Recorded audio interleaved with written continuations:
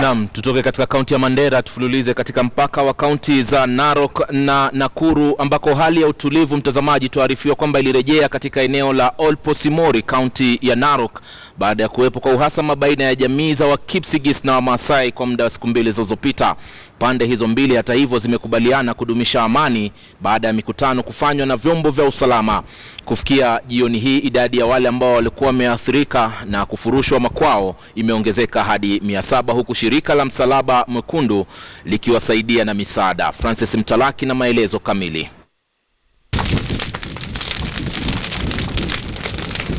Kwa siku ya tatu mtawalia, eneo hili la Olposimori, kaunti ya Narok, limekuwa la hofu, simanzi na bahari ya wasiwasi, hasa jua linapotua kukaribisha usiku. Na sasa jamii zinazozana ya Kipsigis na Wamasai zimeahidi kudumisha amani kutokana na mvutano na daiwa kiini chake kuwa unizi wa mifugo, huku wengine wakisema uharibifu huu ulisababishwa na mauaji wa wafugaji wawili kutoka jamii moja.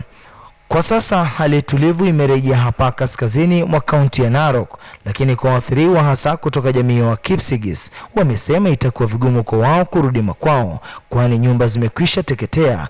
Hatuamini kabisa, eti serikali tu wawache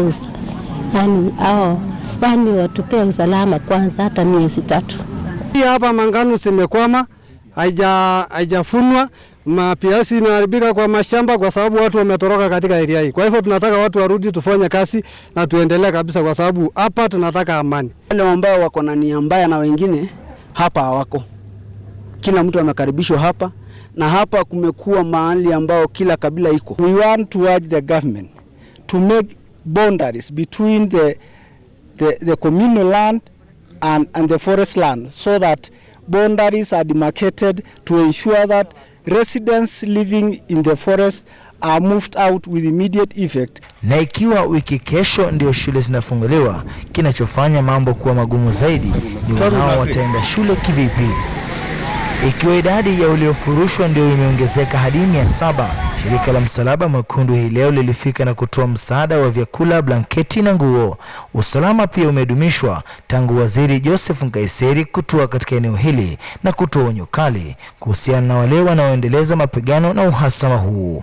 Francis Mtalaki, KTN leo.